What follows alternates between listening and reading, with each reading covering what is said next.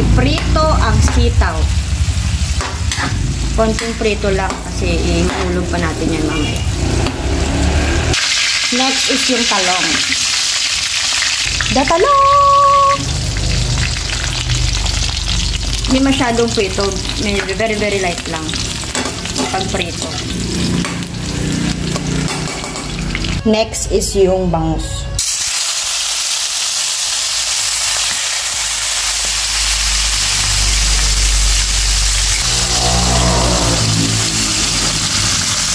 Iprito natin yan. Ang very light din. Parehas ng gulay. First set. The first one. Tabad.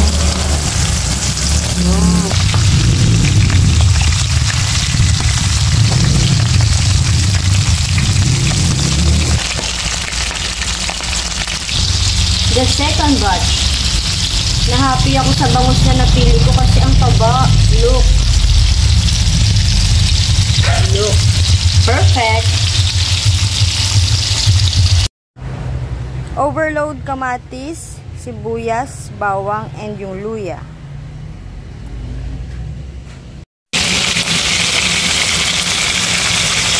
Ang taba!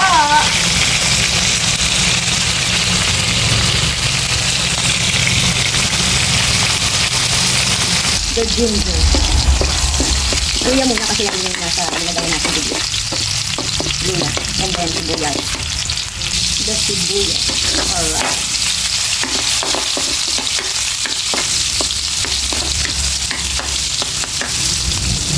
Siyempre, the bawang. Hayaan muna natin silang mag-mix and mag-blend yung aroma nila. Last natin ilalagay dyan is yung kamatis.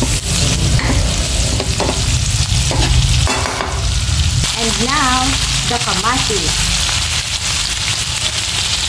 Overload kamatis. Tayo lang natin hanggang sa lumambot. Mag-blend yung mga lasa nila.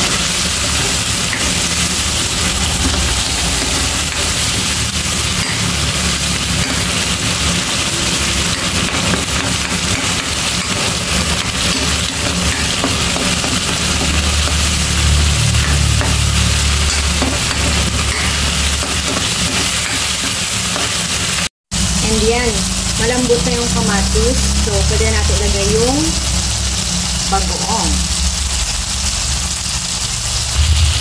Ano yung bagoong natin, guys?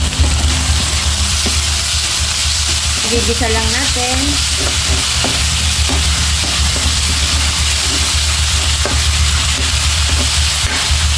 At kapag naamoy na ng kapitbahay nyo, pwede nyo nang lagyan ng paminta at magic sarap.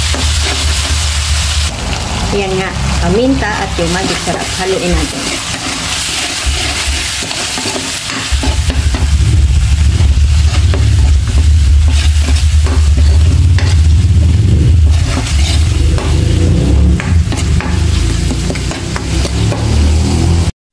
So, it's time para ilagay natin yung mga pinrito nating bangus. Yes, wait lang.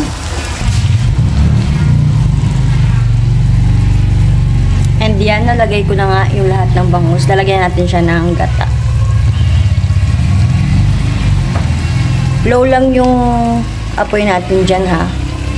Parang shimmer. At tama ba yun? The gata.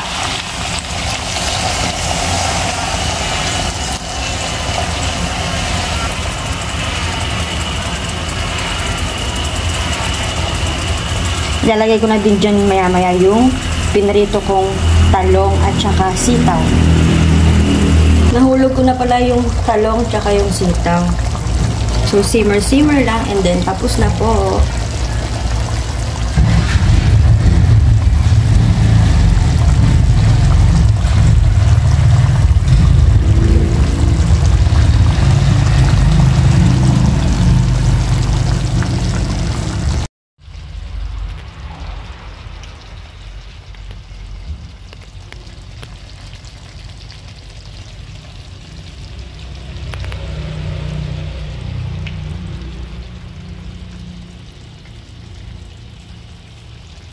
Yummy!